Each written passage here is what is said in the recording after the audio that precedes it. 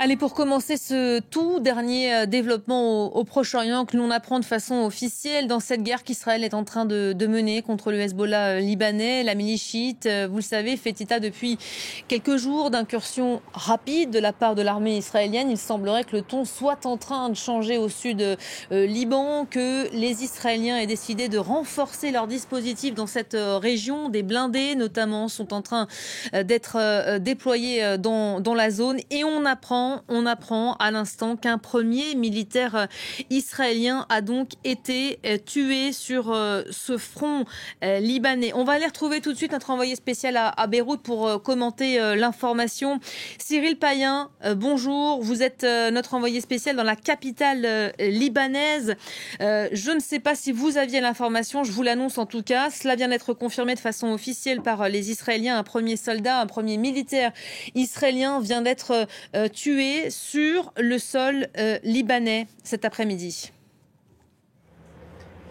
Oui, effectivement, ça fait quelques heures qu'on sentait bien qu'on était la tension, si on peut dire la tension encore montée d'un cran, puisqu'on le sait bien que toutes les lignes rouges sont franchies, on est au-delà de l'escalade, qu'il y a eu à partir de ce matin, après l'incursion à l'aube d'unités de l'armée israélienne de quelques centaines de mètres à l'intérieur du territoire libanais, eh bien des embuscades des miliciens du Hezbollah. On parle depuis ce matin de 4 tués israéliens et une vingtaine de blessés. Donc cette confirmation du côté israélien évidemment vient témoigner en tout cas de ce qu'on savait, puisqu'il y avait des envols de part et d'autre de la frontière d'hélicoptères de combat israéliens, d'ambulances notamment vers des hôpitaux, notamment celui de Haïfa. Donc on savait ici que quelque chose s'était passé, effectivement, qu'il y avait eu les premiers combats au sol. En tout cas, ce que ça confirme aussi, c'est que effectivement depuis le début de l'annonce lundi soir de l'incursion terrestre qui, je le rappelle, devait être limitée selon le porte-parole de l'armée israélienne, eh bien, ce sont les premiers combats